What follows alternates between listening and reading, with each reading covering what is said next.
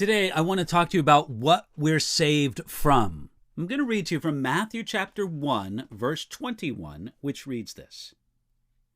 And she will bring forth a son, and you shall call his name Jesus, for he will save his people from their sins. There's a question that I suppose gets asked thousands of times every day. The question goes like this: are you saved? And often both the questioner and the person who's being questioned don't think about what that even means. To be saved tells us that there's some danger, some peril to be saved from. It's nonsense to speak of being saved from nothing. When a lifeguard asks a struggling swimmer, "Can I rescue you?" it makes sense. But if a lifeguard asks a swimmer who's in absolutely no trouble at all if they want to be rescued, the question just seems out of place. So, what are we saved from? What endangers us so much that God would send his Son to rescue us?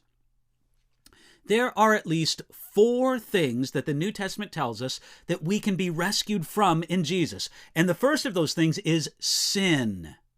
When the angel Gabriel told Joseph that his fiancée Mary was to be chosen of God to miraculously conceive and bear the Messiah, the angel gave him some specific instructions concerning his name. And you shall call his name Jesus, for he will save his people from their sins. Later, 1 John chapter 3, verse 5 tells us, and you know that he was manifested to take away our sins. Jesus came to rescue us from sin. We need to be saved from our sins. Our sin puts us in great danger. It's our sin that separates us from God, distorting and defacing his image in us. Sin makes us guilty before his court of justice. Sin ruins our relationships among other people. In one sense, the very root of sin is selfishness. One man noted that at the very center of sin is the letter I. That self-seeking, self-willed desire infects every aspect of man's being and world in one way or another. Before his career in politics, Abraham Lincoln was a prominent citizen of the city of Springfield, Illinois. One day his neighbors heard his children screaming out in the street. Alarmed, one of the neighbors rushed out of his house, and he found Lincoln there with his 2 sons, both of whom were crying uncontrollably. "Whatever's the matter with those boys, Mr. Lincoln?" the neighbor asked. And then Abraham Lincoln said this: "The same thing that's the matter with the whole world," replied Lincoln. He said, with a note of sorrow in his voice, "I've got 3 walnuts, and each of them wants 2.